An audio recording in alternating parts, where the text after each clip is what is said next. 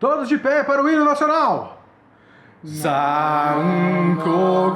na tenshi no yoni shonen yoshino wa ni nare.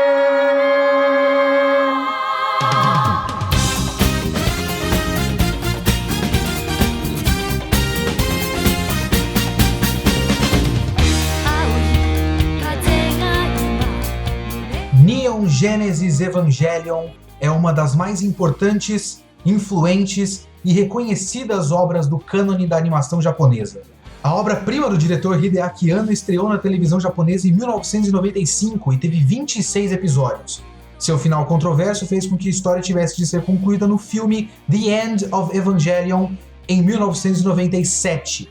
Se quiser saber mais sobre a história da produção e suas diferentes versões, confira nosso vídeo sobre a franquia linkado acima. Este VideoQuest 91 tratará apenas da série de TV dos 26 episódios e em breve você poderá conferir o VideoQuest 92 sobre The End of Evangelion. A história tem início com a chegada de Shinji Ikari a Tóquio 3, a cidade, fortaleza, campo de batalha, criada depois de uma catástrofe conhecida como Segundo Impacto, como linha de defesa da humanidade contra os anjos, seres misteriosos gigantes que atacam a cidade sem que se saiba o motivo. Se quiser conhecer mais sobre o mundo de Evangelion, os anjos e os impactos, o primeiro, o segundo e o terceiro, confira nosso vídeo sobre o final explicado, linkado acima. Shinji é chamado por seu pai, com quem ele tem uma relação distante e conflituosa, para pilotar o Evangelion, máquinas orgânicas criadas para combater os anjos. Quando Shinji entra no maldito robô, é que todos os problemas acontecem.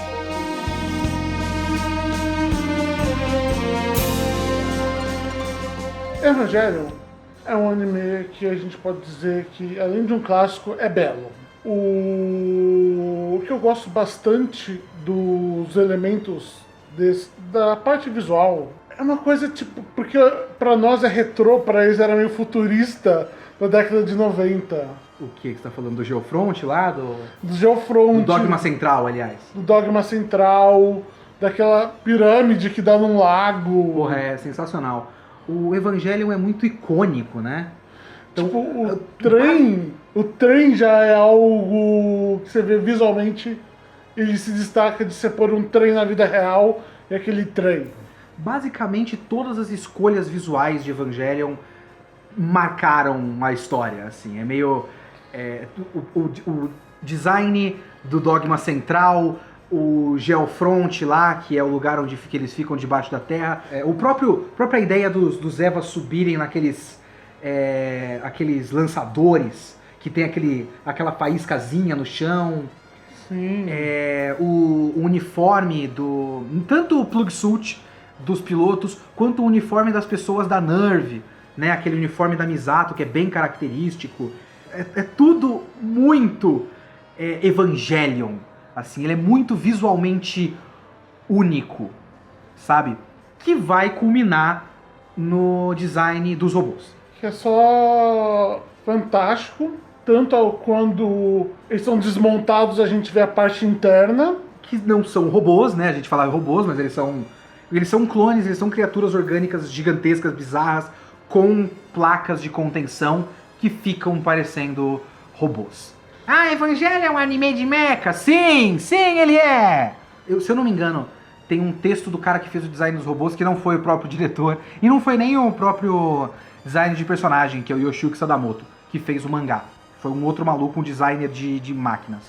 No mangá, tem uma entrevista desse cara e que fala que a ideia era parecer demônio. Então ele fez os robôs do Evangelion para parecer monstros. O que já é uma quebra muito grande com o que existia até então de mecha para televisão, principalmente. Por exemplo, os Gundams são para parecer samurais. Mas também são meio que brinquedões, né?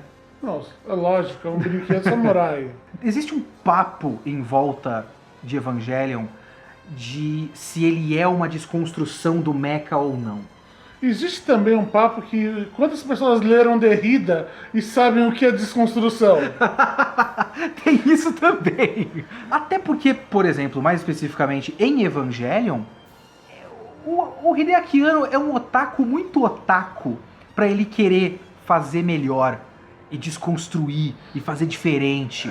Desconstrução não é exatamente querer fazer melhor, é mais tipo... Eu acho que esse gênero está saturado por ideias específicas, eu acho que eu quero tirar essas ideias e pôr em um outro contexto para mostrar que essas ideias, se mostradas para o que a gente pensa, são ridículas. E que não é o que o Ano faz em Evangelion.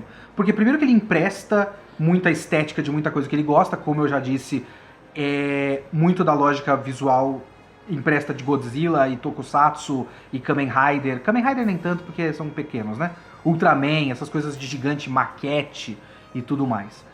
Mas as ideias em Evangelion são, até onde eu sei, declaradamente uma evolução do Gundam. Deve ter muito de Ideon também, mas eu não conheço Ideon, eu não posso falar. Nós falamos de Gundam aqui no VideoQuest 79, que você pode clicar aqui em cima. O que o Hideaki Anno quis fazer com Evangelion foi pegar o que começou em Gundam e evoluir a ideia e... Só pra comentar, a década de 90, Gundam já não era tão Gundam assim. Exato, já tinha muita coisa acontecido com Gundam, mas o que ele fez foi pegar aquela ideia de... Se você tá fazendo robôs gigantes para salvarem o mundo e usando esses robôs como máquinas de combate, máquinas de guerra, isso tem consequências tanto nas pessoas quanto nas relações das pessoas. Gundam iniciou isso, com o Amuro ficando horrorizado com a guerra per se, e o Hideaki Anno pegou o Shinji e fez ele cada vez mais enlouquecer com o uso do Eva. O Eva é um robô que só destrói todo mundo que usa e todo mundo que se envolve com ele. Não existe uma sensação de vitória em Evangelion através do uso do robô. E além disso, já tem uma outra diferença para Gundam, que é, no começo do Gundam, o Amuro quer pilotar o Gundam, e aí ele vai cada vez mais se arrependendo, talvez, da ideia. O problema em Evangelion é que o Shinji já começa não querendo, e conforme ele evolui para querer gostar de pilotar o Eva, essa é a ruína do Shinji. A gente vai explorar isso conforme esse vídeo for passando, porque a gente vai dividir ele, como sempre aqui no VideoQuest, em fases, e a gente vai começar aqui com a parte mais formulaica de A fase Evangelion. mais robô gigante. Isso, porque não é porque Evangelion é uma desconstrução que ele não tem uma fase onde chega o inimigo e ele dá tiro no inimigo e vence o inimigo.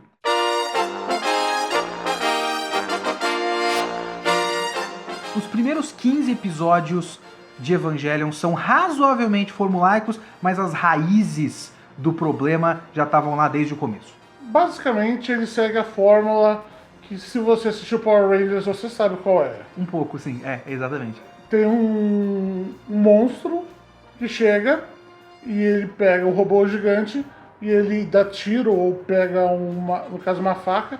Eu acho legal que eles não usam espadas, eles usam facas. Faca progressiva, prog knife, como eles chamam. Acho muito da hora.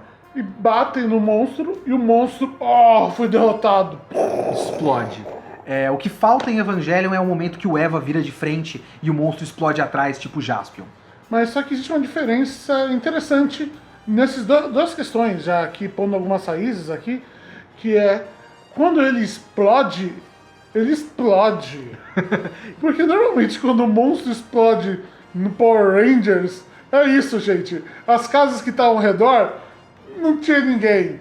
Ninguém perdeu. A Alameda dos Anjos está boa depois de, sei lá, 50 capítulos de robôs atacando e destruindo prédios. Quando explode algo em Evangelion, destrói casa, eles criam lagos, eles destroem morros. Então, tanto é que fala, a gente já fez 2 lagos, não queremos fazer o terceiro. Sim, verdade. O quê? A Rei está com uma Mila N2 na mão?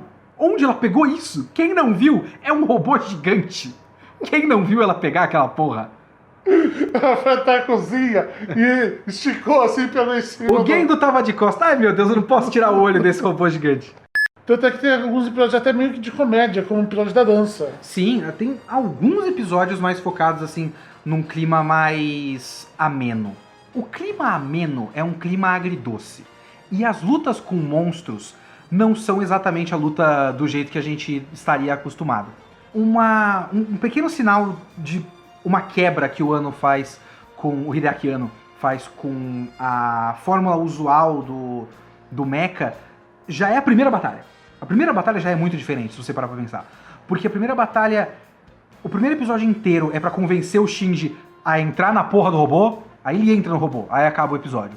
Aí o segundo episódio tem uma parte da luta e corta pro Shinji no hospital. O que significa que ele tá bem, ele venceu, mas a gente não teve esse clímax. A gente não teve a vitória, tipo, caralho, olha como o Shinji foi foda com o robozão. A gente não tem esse momento. A gente tem o Shinji num quarto de hospital completamente impessoal, filosofando sobre o fato de ele não conhecer aquele teto. Aí ele vai pra casa da Misato, ele olha pro teto e ele não conhece esse teto também. Distanciamento, estranhamento, não familiaridade. Esses são os sentimentos que a gente fica antes de a gente ver qual foi a vitória. E a vitória nem é uma vitória, porque o robô enlouqueceu e matou o monstro com requintes de crueldade. Não é uma vitória, não é um parabéns, Shinji. Aliás, eu quero fazer um comentário sobre isso. Mais pra frente, principalmente acho que mais pra 2000, o Evangelho ele foi meio que um anime prototípico, né? E foi muito copiado. Então, mais pra frente, a primeira luta, o herói perdeu o controle, é um clichê hoje em dia. Exato, porque Evangelion começou muitas coisas. Não dá pra gente considerar que Evangelion é clichê. Evangelion criou os clichês. Conforme a história vai passando, vai ficando um pouco mais glorioso dependendo do momento. A parte da dança, por exemplo, é uma vitória. Mas mesmo que algumas lutas sejam tipo muito legais, tem consideravelmente pouca porrada de robô com monstro. Tem muita operação militar, né? Tem aquela música trilha sonora, aquele pam, pam, pam, pam, pam, pam, pam. Ela só precisa muito da hora. Aquele Angel que ele vai cair do céu. É basicamente isso. Ele joga umas bombas pra saber onde ele vai cair e aí ele cai. Então não tem porrada, não tem luta com o monstro. Eles correm e dão uma facada. E é foda. Um dos meus episódios preferidos de Evangelion, que é o anjo que é um losango. Que eles fazem a grande operação, algum nome de cidade japonesa que eu esqueci o nome. A tensão toda a gente vai fazer um plano que tem toda a energia do país, a gente tem um tiro, no máximo 2. Se não der certo, vai tudo pro caralho, provavelmente, mesmo dando certo, a Rei pode morrer. Esse é o plano, e é muito tenso, mas não é porrada de robô, é tenso, é foda, é uma puta direção eficiente, mas tem muito pouca porrada de robô. E eu acho isso muito curioso. Mas nessa parte é realmente uma escolha. É o tipo de coisa que Evangelion quer fazer. Ele não quer uma grande vitória gloriosa. Ele quer esse sentimento de que muitos sacrifícios estão sendo feitos e ninguém sabe exatamente por quê. Porque mesmo que a segunda metade, o episódio 16 pra frente, seja a parte mais pesadamente psicologicamente pesada de Evangelion, as raízes dos problemas já estão lá. É só você lembrar que o terceiro episódio se chama O Telefone que Não Toca, sobre o Shinji, depois de salvar a cidade e o mundo, agradecido com um soco na cara, e depois disso tem um episódio chamado Dilema do Ouriço. Dilema do Ouriço é a metáfora que rege Evangelion. A metáfora de um ouriço fechado, os espinhos machucam os outros e ninguém pode se aproximar. Um ouriço aberto, ele pode se machucar. E aí? Abrir-se ou fechar-se? Esse é o Shinji, esse é Evangelion, e isso já tá logo no começo. E você tem uma série de outros episódios que trabalham com as dificuldades dos relacionamentos. Tem um episódio que eu gosto muito que não tem nenhuma porrada, que é lá pelo episódio 15, se eu não me engano. Que a Misato vai para um casamento com a Hitsuko e com o Kaji, o Shinji vai pro cemitério com o pai, a Asuka vai pro karaokê com os moleques e com a menina amiga dela da escola, representante de classe, e são só relações distantes e pouco sinceras, e aí quando eles voltam você tem a Misato se abrindo com o Kaji, sobre como ela tinha dificuldade de se abrir com o Kaji porque ele lembrava o pai dela, a Asuka com o Shinji e aquele beijo completamente desconfortável, que é uma... É muito engraçado porque passa o Pen-Pen, ele olha, Isso. ele vê, Que ele abre a porta. É um equilíbrio que o Evangelion tinha na primeira metade entre comédia e drama, né? Porque essa é uma cena engraçada, mas também é o cerne do conflito, porque eles estão ali numa relação muito próxima, carnal, intensa, e não é bom pra ninguém. E eles estão numa relação muito próxima. Se a gente falar que os campos ATs estão tocando. Isso, exatamente. Eles estão com o campo até ali, ó, roçando um no outro. O quanto ele consegue criar tensão em batalhas que não são batalhas. O quanto aquela edição cortada e rápida, uns cortes secos estranhos assim, que ele não deixa a ação continuar, ele corta logo depois de uma fala e já começa outra coisa, os textos na tela, é tudo muito icônico, tudo muito interessante e nesse ponto tudo muito razoavelmente dinâmico até. Se você parar pra pensar, mesmo com essa edição entrecortada, a história é muito dinâmica, também bastante episódica, né? Também. E com animação bastante fluida também. Nesse ponto ainda tem momentos lindíssimos. A própria luta da dança é muito bem animada, muito bonita. Esse é o começo de Evangelion.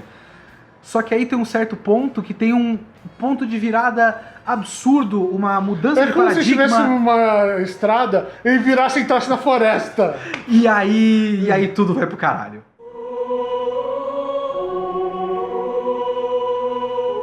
Até o momento, muito do que a gente viu de Evangelion foi essa fórmula episódica de chegou um monstro, eles batem no monstro. Eu li muitas coisas pra fazer esse videoquest e eu vou colocar aqui na tela o artigo específico, que eu acho que é um artigo da Susan Napier, que ela faz uma interpretação que eu gosto muito sobre os anjos. Nós explicamos no vídeo que está linkado aqui em cima sobre o final explicado e o lore de Evangelion explicado e tudo mais, nós explicamos a origem dos anjos, dos angels e a origem dos Evas e tudo mais. Agora a gente entra em spoiler, viu gente? Só pra avisar. Isso é bem importante. Spoilers! Os seres humanos são os Lilin. Eles são os filhos de Lilith. Os anjos são os filhos de Adão. Você vai entender isso no nosso vídeo aqui em cima que eu já falei. O Eva 1 é um clone de Lilith, com a alma da mãe do Shinji dentro. Lilith é uma outra versão de Eva. Ela é uma outra contraparte de Adão. É de uma tradição mais gnóstica, né, Urso? Lilith. E também da tradição da Cabala. E ela não é... Lilith não é uma Eva que saiu da costela de Adão subserviente. Ela é uma contraparte de Adão também feita do barro. E ela tem uma independência um pouco maior. Ela é um pouco mais confrontacional do que a imagem de Eva bíblica. Sim, e como ela se recusou a se deitar por debaixo de Adão... Ela foi expulsa, né, do paraíso? Foi expulsa. E ela acaba fazendo sexo com demônios e animais, e daí surge todos os monstros. Ela é a mãe de todas as criaturas demoníacas e monstruosas. A questão aqui é... o Eva é uma figura materna. Figuras maternas e figuras paternas são muito importantes em Evangelion em geral. Questões de identidade, questões de eu e outro, questões de mãe e pai, filho e mãe, filho e pai, todas as questões são muito importantes. Nesse artigo que eu citei, a autora faz uma alusão muito interessante ao fato dos anjos serem um outro. Porque toda a jornada do Shinji é uma jornada de autoafirmação do eu, de uma tentativa de autoafirmação do eu. E uma das tentativas de afirmar o eu é afastar o outro. Ao mesmo tempo em que os anjos são uma figura paterna. E em Evangelion, figuras paternas são antagonísticas. O Gendo é uma figura muito antagonística. Tem um trecho, inclusive, que se eu não me engano é no episódio 16, que o Shinji tá lá numa loucura de drogas dentro do Eva, e começa uma montagem que ele fala inimigo, inimigo, inimigo. E aí todas as imagens de inimigo são dos anjos, um anjo depois do outro, inimigo, inimigo, inimigo, inimigo. E aí o Gendo, inimigo, inimigo, inimigo, inimigo. O pai é o inimigo, o anjo é o inimigo, o pai e os anjos são o outro, enquanto o Eva e a mãe é o eu. E as questões do eu e do separar-se da mãe eu vou abordar um pouco mais pra frente. Mas o que é interessante nessa virada de paradigma, que acontece no episódio 16, é que o outro vai ficando cada vez mais próximo. Porque antes o outro, o anjo, era um monte de monstro que você dava tiro. A partir do episódio 16, o monstro é uma figura que entra em você e faz com que você pense em você mesmo. Ele não é mais distante, ele tá literalmente dentro de você. Essa mudança de paradigma e a mudança do esquema das lutas e dos combates dos anjos muda completamente o jeito que o Evangelho acontece.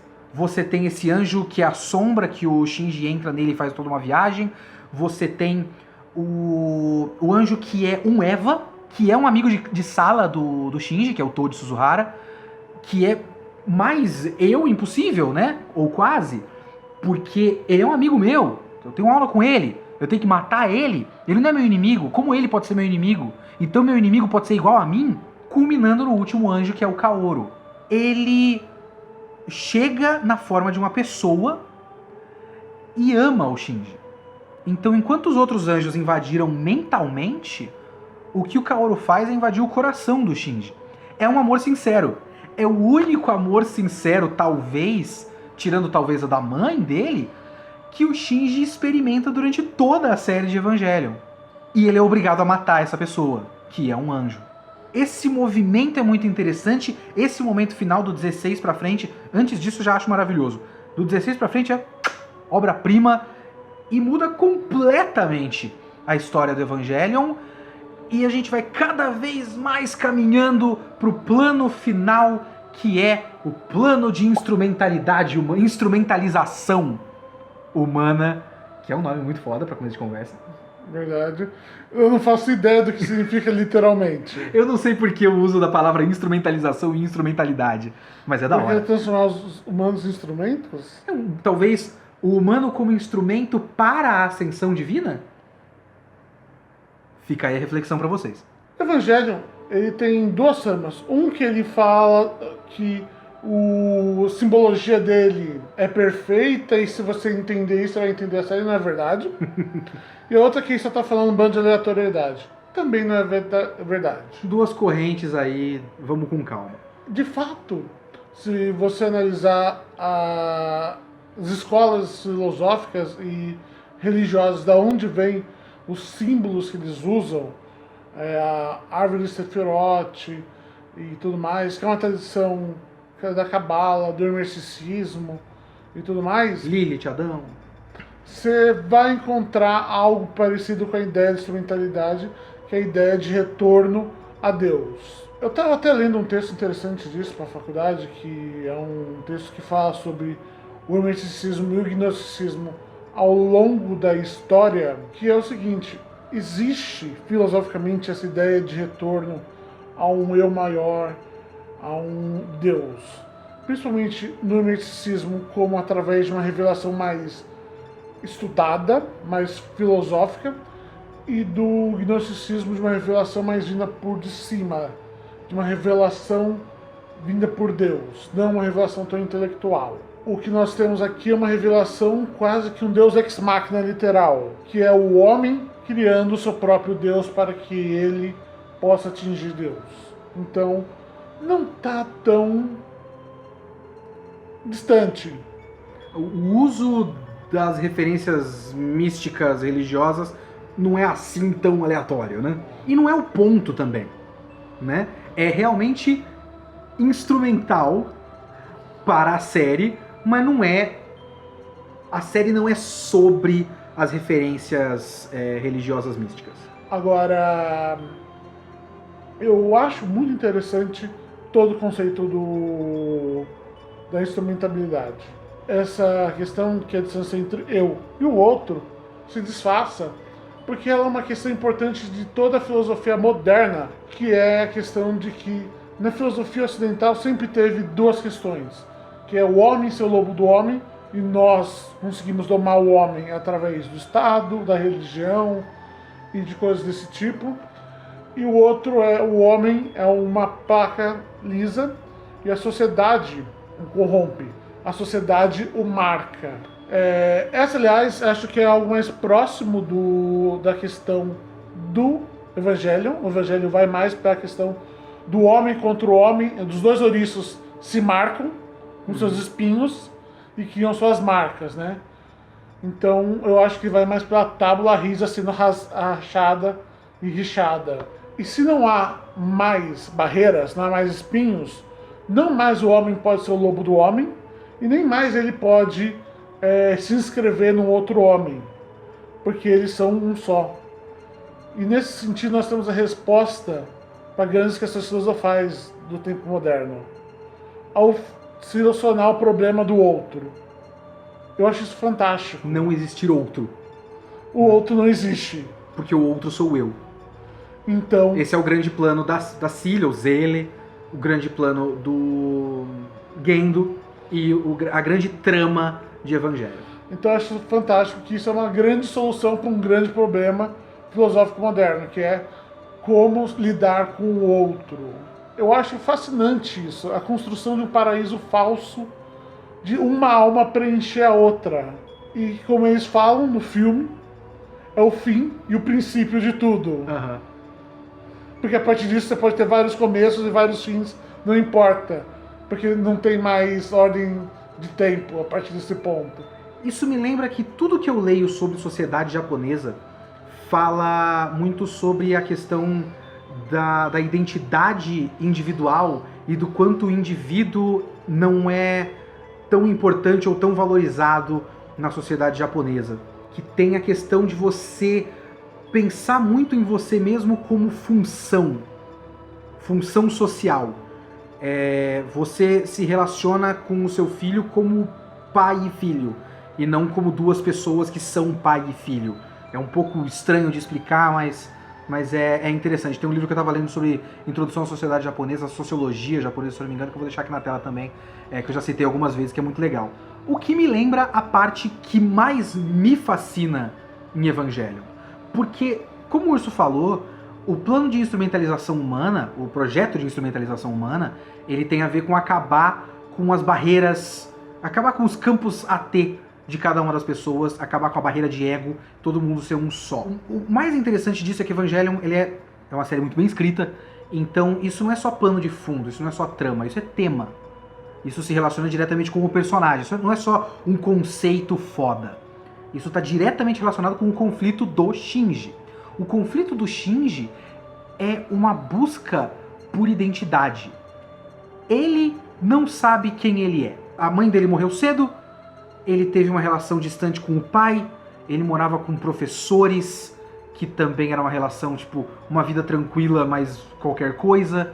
Ele demorou para ter amizades e ter contato mais próximo com pessoas, ele tem muito medo de se machucar.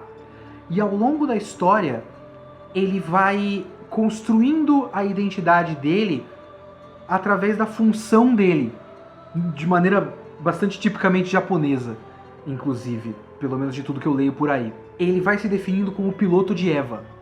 Ele não sabe quem ele é, mas ele pilota o Eva. Depois disso, a história vai criando a ideia de que ele é um ótimo piloto. Isso, inclusive, vai criando um conflito na Asuka, porque a Asuka se definia como um gênio. Esse era o senso de identidade dela, porque ela é muito parecida com o Shinji. Ela era uma pessoa que a mãe tinha uma relação distante com ela, porque também era uma cientista, a mãe também morreu, e conforme a Asuka se definia como eu sou um gênio, eu sou a melhor piloto que tem, ela foi vendo a posição dela cada vez deteriorando em detrimento do Shinji. O Shinji foi chegando ao posto de melhor piloto de Eva entre os três que eles tinham. Até o Shinji se definir como eu sou o piloto de Eva. Aí ele vai, no episódio 16, a grande virada de paradigma de Evangelion. Eu sou foda, eu vou na frente. Aí ele se fode. Nesse momento é muito interessante, porque essa é vamos lá, segundo nascimento do Shinji em Evangelion. O primeiro nascimento do Shinji é o nascimento do Shinji. O Shinji, ao longo de Evangelion, a gente vê 3 nascimentos dele. Nesse primeiro, ele se define como piloto de Eva. E como eu já falei antes, o Eva é a mãe dele. Evangelion é uma história de uma busca obsessiva por voltar para a mãe, da relação homem-mulher e da função da mulher como mãe, e do quanto homens buscam mulheres para substituir a própria mãe.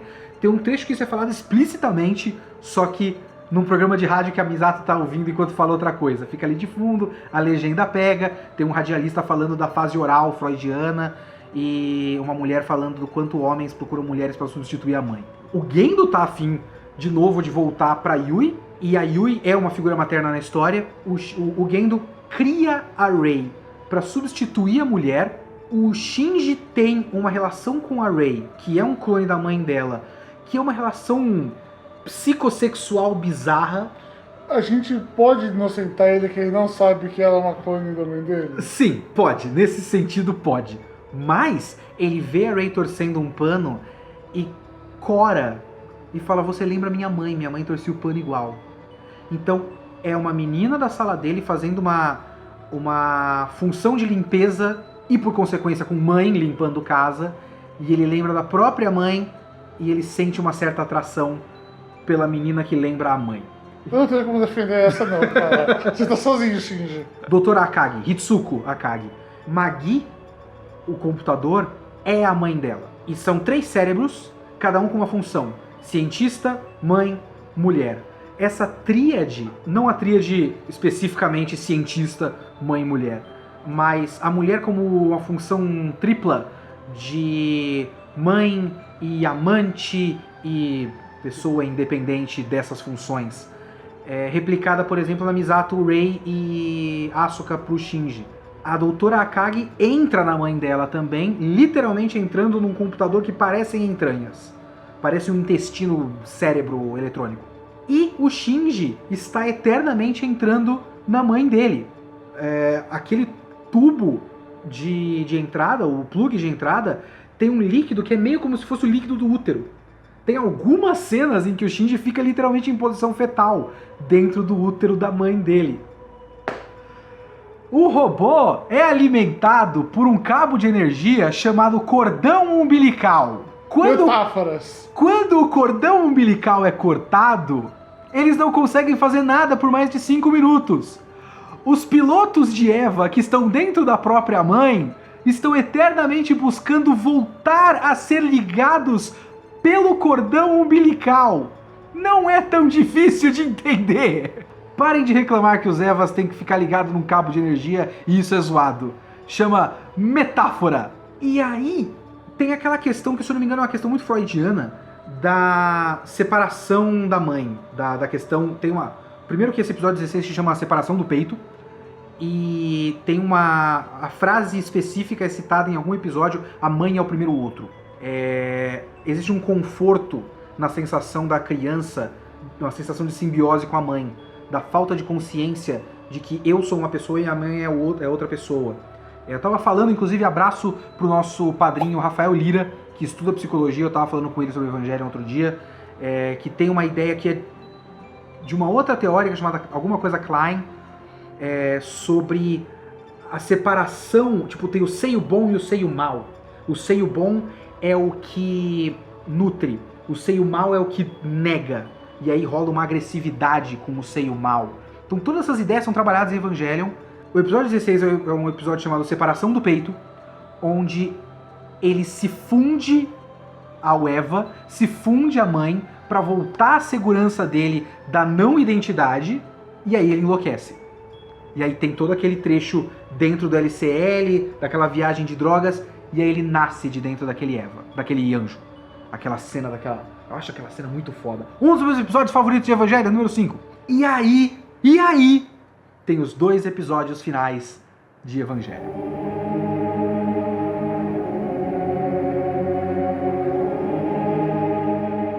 São episódios polêmicos, para dizer o mínimo.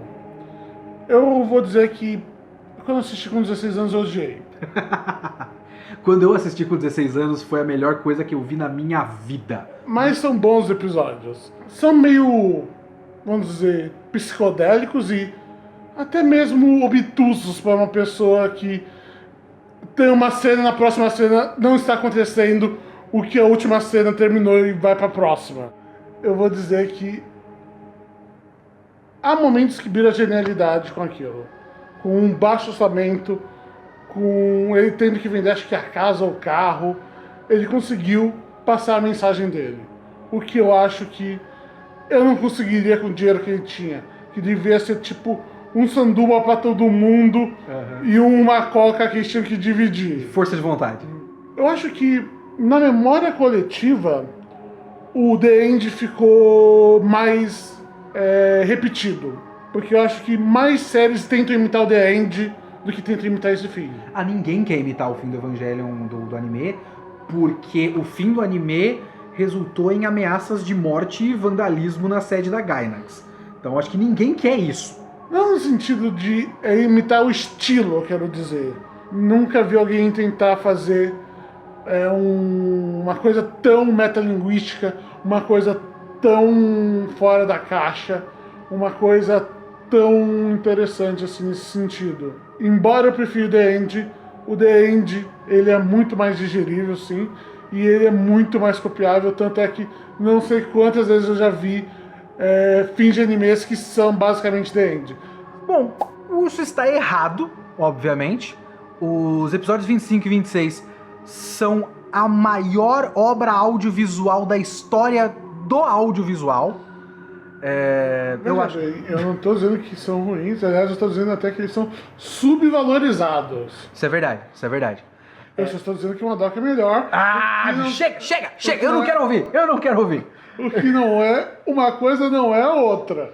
Eu não quero ouvir essa blasfêmia. Eu já falei algumas vezes que os episódios finais de Evangelho 25 e 26 meio que formaram... Não exatamente que formaram o meu senso crítico, mas eles me fizeram... Isso! Eles me fizeram perceber que dá pra ser mais. Dá pra fazer mais com desenho animado, sabe? Eu acho muito inteligente. Vocês estão ligados à história toda do final do Evangelion, que por conta de orçamento ficando cada vez menor e a agenda deles ficando apertada, começou a ficar um pouquinho mais difícil de produzir, até que chegou num ponto que eles estavam fazendo os storyboards pro que viria a ser o End of Evangelion, que foi aproveitado para o End of Evangelion, e não deu pra animar. Tem até uma parte do episódio 26 que eles falam que a instrumentalidade começou, mas como não temos tempo, vamos focar apenas no processo acontecendo na cabeça de uma criança, caso 3, Shinji Ikari.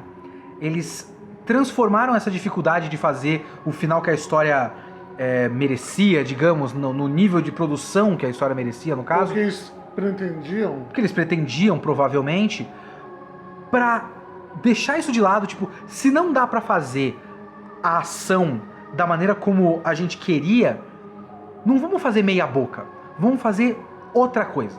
E aí eles tiraram toda a pretensão de lado, toda a superfície, digamos assim, não a pretensão. Acho que a pretensão eles nunca tiraram. Pretensão não, pretensão tá lá.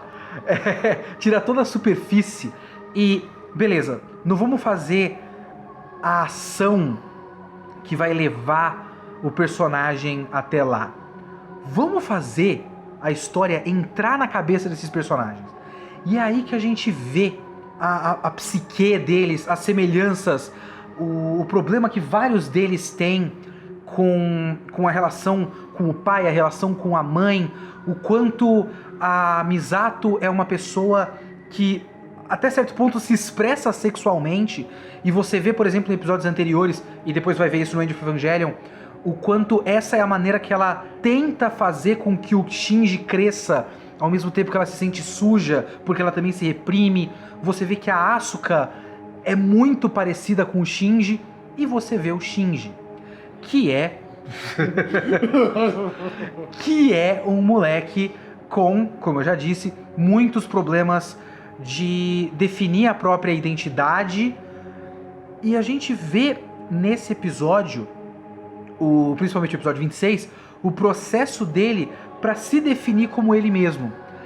E as maneiras como o episódio faz com que a gente entenda isso. Tipo, não dá pra dizer que só porque não é bem animado, que não tem uma elegância na narrativa. né? Tem um trecho, por exemplo, da Misato, que eu gosto muito, que ele vai cortando pro rosto da Misato chorando, e aí bloquinhos. Misato criança chorando, bloquinhos. Misato criança chorando, com rachaduras, bloquinhos ajeitados num castelinho perfeito. Misato chorando, mais rachaduras com durex e tudo mais. Então, quanto mais ela tenta criar uma superfície, uma imagem de eficiência, mais ela é quebrada por dentro.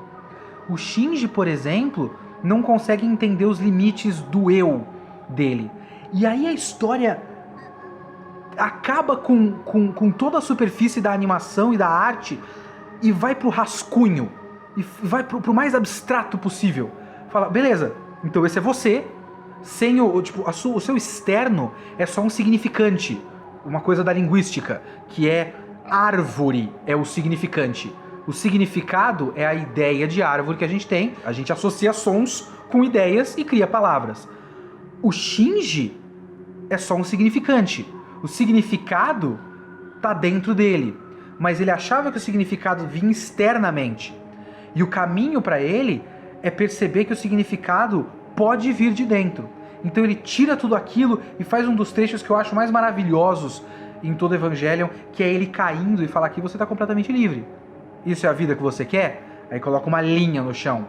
Pronto, agora você tem um limite. Mas agora você tem uma definição. Você tem definição, mas tem menos liberdade. Cada um dos benefícios que você traz para sua vida com a definição da sua identidade vem com um lado ruim. Mas esse não é o único chão que você pode ter, daí começa a brincar com o chão. Exatamente, tem vários ângulos, tipo, a vida pode ser vista de várias perspectivas diferentes. E isso leva pro trecho que o Urso estava falando do anime perfeito, que fala que é quase como se o anime tirasse tudo da frente e falasse: a gente podia contar essa mesma história com outra superfície. O robô gigante e os monstros são uma superfície. O centro da história é esse moleque aqui. E aí ele mostra mais uma superfície de uma vida tranquila, de um anime de comédia escolar e tal. E aí ele volta para aquele palquinho, que também é um passo interessante, porque é um teatrinho que você vê os bastidores da história. Você vê as roldanas e o palco e as luzes e os controles. Isso não é a realidade, isso é uma fantasia que a gente criou para contar uma história. E nesse caminho o Shinji se define.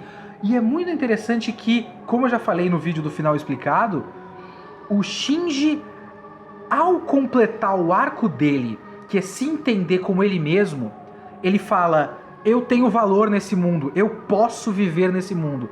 Aí ele quebra essa muralha dele. A muralha dele é definir a própria identidade e dizer adeus pra mãe.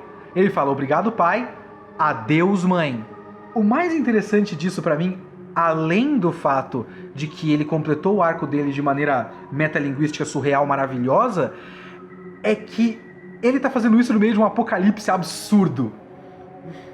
E é muito feliz. Esse final, o final do anime, é um final positivo até. Ele conseguiu entender que ele pode se definir sem precisar do externo. Ele pode se definir como ele mesmo.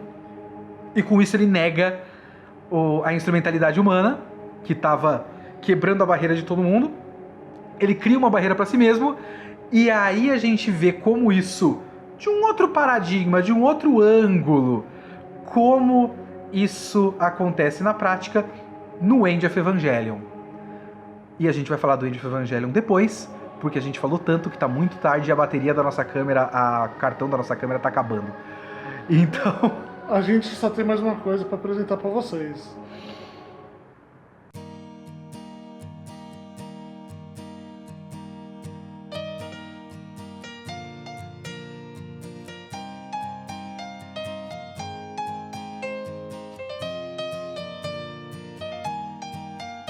Parabéns! Parabéns! Parabéns! Parabéns! Parabéns! Boa, Cindy! Parabéns!